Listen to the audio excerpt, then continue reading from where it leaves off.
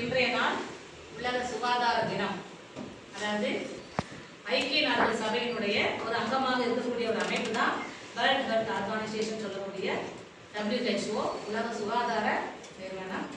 என்ன பண்றாங்க, இன்றைய ஏப்ரல் 7ஆம் தேதியை உலக சுகாதார தினமாக அறிவித்து ஒவ்வொரு ஆண்டும் எப்ப அறிவிச்சாங்கன்னா 1948ஆம் ஆண்டு அன்றிலிருந்து ஒவ்வொரு ஆண்டும் இந்த ஏப்ரல் 7ஐ உலக சுகாதார தினமாக நம்ம என்ன செஞ்சுட்டு இருக்கோம், கொண்டாடிட்டு இருக்கிறோம். சுகாதாரம் நமக்கு தேவையா? வாழ்வினுடைய எத்தனையோ செல்வங்கள் இருந்தாலும் உண்மையான நிலையான அழியாத செல்வம் எது கேட்டா நம்முடைய உடல் ஆரோக்கியம் தான்.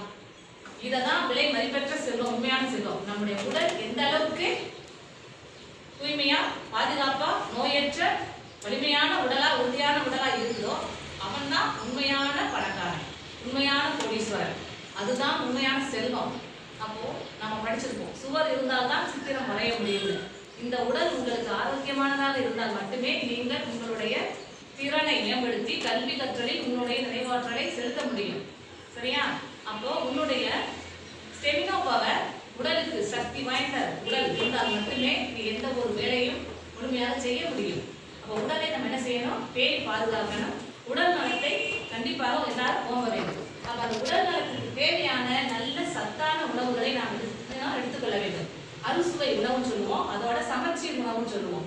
உடலுக்கு தேவையான அத்தனை தாது உணவுகளை நாம் என்ன செய்யணும், அயன் சத்து, கால்சியம் சத்து, புரோட்டீன் சத்து, கார்போஹைட்ரேட், விட்டமின்ஸ், மினரல் சொல்லக்கூடிய அனைத்து வகையான ஊட்டச்சத்துக்களை நாம் உண்ணக்கூடிய உணவில் அன்றாட உணவில் நாம் என்ன செய்யணும், சேர்த்துக்கொள்ள வேண்டும்.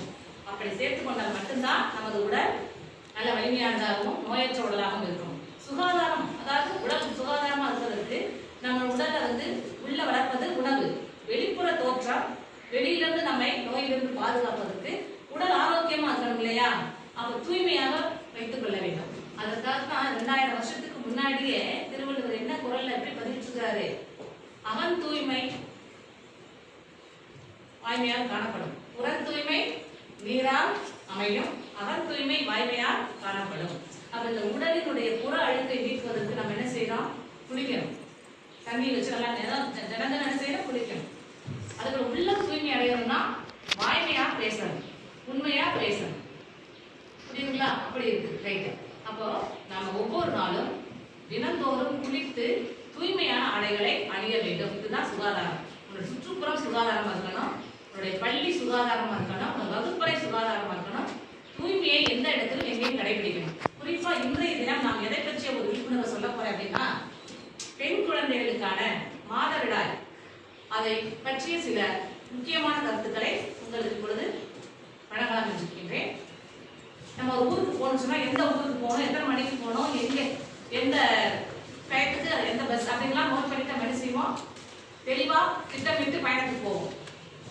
ஆனால் இந்த மென்சுரேஷன் பீரியட்ல பெண் குழந்தைகள் என்ன செய்யணும், என்ன செய்யறதுன்னு தெரியாம, எங்க போறது எங்க வைக்கிறதுன்னு தெரியாம ஒரு குழப்பமான சூழ்நிலை, மனநிலை, ரொம்ப ஒரு மனதுக்கு ஒரு பயத்தோட அப்படி ஒரு ஃப்ரீனஸ் இல்லாம இருப்பீங்க. ஏன்னா முதல்ல அந்த மென்சுரல் பீரியட் ஆரம்பிச்ச பிறகு பிள்ளைங்கள்ட்ட ஒரு என்ன இருக்குது, அச்சம். இது எப்படி சொல்றது, யார்கிட்ட சொல்றது, சொல்லலாமா வேண்டாமா அப்படின்னு. முதல் தடவை நீங்க ஆன பிறகு மறு தடவை வரும்பொழுது இது எத்தனாம் தேதி வரும், எப்போ வரும், எத்தனை நாள் வரும், அதெல்லாம் பற்றி உங்களுக்கு சிந்தனைகள், ஒரு தொலைநோக்கு பார்வை இருக்காது, சிந்தனை இருக்காது. அப்ப நம்ம என்ன செய்யணும், எப்பவுமே எல்லா நேரத்திலும் ஒரு திட்டமிடுதல் வாழ்க்கைக்கு அவசியம் என்று நம்ம அறிந்து கொண்டு அதன் அடிப்படையில இப்போ நீங்க இந்த மாதம் இந்த தேதியில் மாதவிடாய் வருகிறது சொன்னால் அடுத்து அதே தேதியில் மீண்டும் நமக்கு என்ன செய்யும், திரும்பவும் ஏற்படும் இல்லையா? அப்ப அந்த தேதியை நம்ம என்ன செய்யணும், முதல்ல காலங்கள்ல கண்டிப்பா எல்லாரும் என்ன செய்யணும், குறிச்சு வச்சுக்கணும். குறிச்சு வச்சுட்டு 2 நாளுக்கு முன்னதாகவே, அந்த டேட்டுக்கு முன்னதாகவே ப்ரிப்பேரா நீங்க வரும்பொழுது நாப்கின் என்ன செய்யணும், பேக்ல 2 அடிஷனலா என்ன செஞ்சுக்கணும், உள்ள பைப்ல வச்சிருக்கணும். சரி, நீங்க எல்லாம் எந்த மாதிரி கையாளுறீங்க நாப்கின் சார்?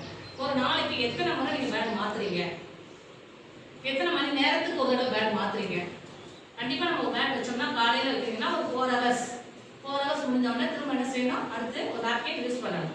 அதுக்கப்புறம் லஞ்ச் டைத்துல ஒரு நாப்கின் யூஸ் பண்ணணும். அதுக்கப்புறம் ஈவினிங் ஸ்டடி இருக்க பட்சத்தில் 5 மணி 5:30 ஆகுதுனால 4 மணிக்கு என்ன செய்யணும், ஒரு நாப்கின் நம்ம கண்டிப்பா மாத்தணும். அடுத்த வருஷம் நீங்க 9th இருந்து 10th போறீங்கன்னா ஈவினிங் ஸ்டடி 5:30 வரைக்கும் அதே இருக்கக்கூடாது. லஞ்ச் ஹவர்ல மாத்திர மாதிரி 4 மணிக்கு ஒரு இடம் என்ன செய்யணும், நம்ம கண்டிப்பா நாப்கினை மாத்த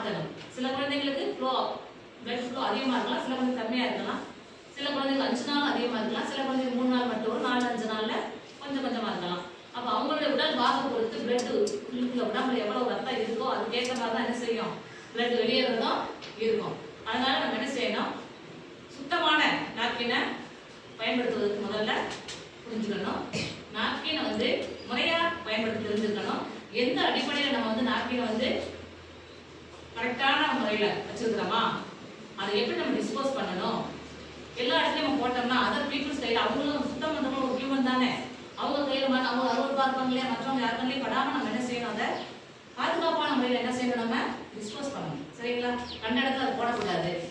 அதை என்ன ஒரு பேப்பரில், அதாவது டாய்லெட்டில் அப்படியே நீங்கள் போட்டுட்டு வரக்கூடாது. ஒரு நியூஸ் பேப்பரை சுற்றி அதை என்ன செய்யணும், டஸ்ட்பினில் அதுக்குன்னு ஒரு இது வச்சுப்பாங்க இல்லையா, அதில் நீங்கள் போடணும். கண்ட இடத்துல நீங்கள் போடக்கூடாது. 4 ஹவர்ஸ் ஒரு தடவை நாப்கின் கண்டிப்பாக மாற்றணும். இந்த நாப்கின் வந்து நம்ம உள்ளே போடக்கூடிய அண்டர் கார்மெண்ட்ஸ் இருக்கு இல்லைங்களா, அண்டர் கார்மெண்ட்ஸ் ஜட்டி, அதெல்லாம் நம்ம என்ன செய்யணும், எப்படி வச்சுருக்கணும், மிகவும் தூய்மையாக இருக்கணும்ப்பா. க்ளீன் அண்ட் ட்ரை, தூய்மையாக இருக்கணும், காய்ந்த ஆடையாக இருக்கணும். வெட்டு ஆடை யூஸ் பண்ணவே கூடாது. ஈரமான ஆடை ஃபங்கஸ், அதாவது நமக்கு என்ன பூஞ்சைகள் பாக்டீரியாக்கெல்லாம் அதை ஒட்டி இருக்கும்பா.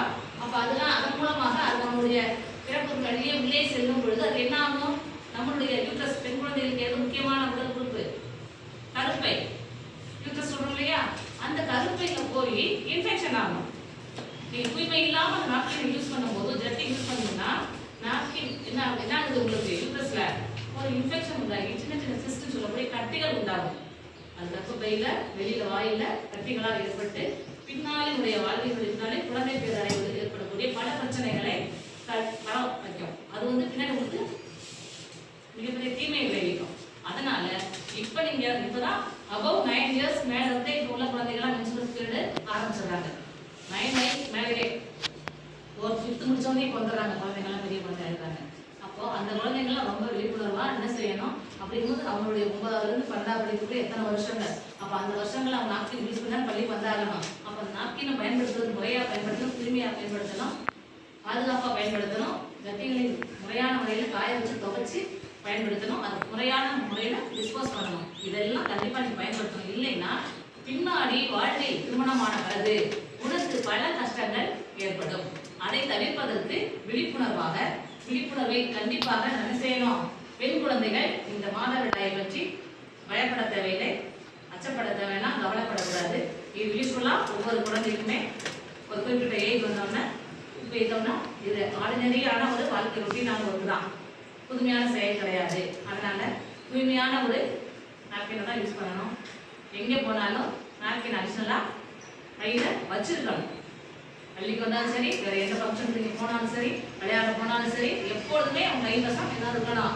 ஏன்னா இந்த டைம் வந்து நம்ம என்ன செய்யலாம், எப்போ வரும்னு சொல்ல முடியாது இல்லையா, அதனால கையில் நீங்கள் என்ன செய்யணும், அந்த உங்களோட டேட்டுக்கு 2 நாள் முன்னாடியே கையில் ஸ்டோர் பண்ணி பத்திரமா வச்சுக்கோங்க. இதை வந்து ஃபீட் பண்ணாதீங்க, ஃப்ரீயா இருங்க, படிப்புக்கு இது வந்து தடையல்ல அப்படின்னு நினைங்க, மைண்ட் ரைட்னா வச்சுங்க. அது காலையில வச்சுருந்தது வீட்டுக்கு நான் வீட்டுக்கு போய் தான் மாட்டுலேயே உட்காந்துருந்தீங்க, கண்டிப்பா உனக்கு யூட்ரஸ் ப்ராப்ளம் வந்துடும் பின்னாடி. அதனால அதை மட்டும் நாம நல்லா வச்சுக்கோங்க. இப்போ அதுக்கான ஒரு விழிப்புணர்வு சார்ட்டர் நம்ம இங்கே கொண்டு வந்திருக்கோம். அதுக்காக மென்சுரல் ஹைஜீன் டே, இது எப்போ கொண்டாடுறோம், 28 மேல கொண்டாடுறோம். இன்னைக்கு நமக்கு ஏப்ரல் 7 வேர்ல்டு ஹெல்த் டே, உலக சுகாதார தினம். அதே சமயத்தில் பெண் குழந்தைகளுக்கான இந்த மென்சுரல் பற்றி ஒரு அவேர்னஸையும் உங்களுக்கு டேட்டாக கொடுத்துருக்கோம். எப்படின்னா உங்களோட change sanitary napkin every 4 or 6 hours. This girl used sanitary napkin properly. Wash your undergarments properly. நம்ம போடக்கூடிய ஆடைய செய்யணும். சுத்தம் ப்ராப்பர்னா என்னது, சரியான முறையில் தூய்மை செய்யுங்கன்னு சொல்லியிருக்கிறாங்க. தூய்மையான ஆடை போடணும். அதுக்கப்புறம் wear clean and only undergarments. தூய்மையான ஆடை தான் என்ன செய்யணும், அணியணும். உள்ளாடை உள்ளே போடக்கூடிய ஜட்டியை. Keep yourself clean. எப்பொழுதுமே நம்ம என்ன செய்யணும், நம்முடைய கண் உடல் சுத்தத்துக்கு முக்கியத்துவம் கொடுக்கணும். கண் உடல் சுத்தத்துக்கு ரொம்ப முக்கியத்துவம் கொடுக்கணும். அதான் இதனுடைய இது சேஞ்ச் தேட்டருக்கு எத்தனை மணிக்கு வந்து மாற்றணும், 4 to 6 hours கண்டிப்பாக நீங்கள் பேட் மாற்றியே ஆகணும், வச்சுட்டே இருக்கக்கூடாது.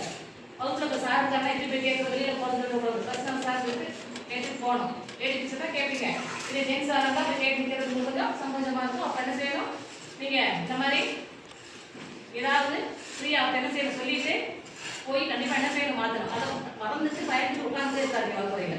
இதுதான் நீங்க கண்டிப்பா தெரிஞ்சுக்க வேண்டியது. அனைவரும் கரும்புக்கு முக்கியத்துவம் கொடுக்கணும். மாதவிடாய் பரீட்சைக்கு பிரச்சனையை மகிழ்ச்சியாக ஏற்றுக்கொண்டு எப்பொழுதும் ஃப்ரீயாக இருக்கிறதுக்கு நீங்க மனநிலையை தயார்படுத்துவீங்க. இது உங்களுக்கு ஒரு நல்ல ஒரு விழிப்புணர்வு நிகழ்ச்சி. அனைவருக்கும் நன்றி.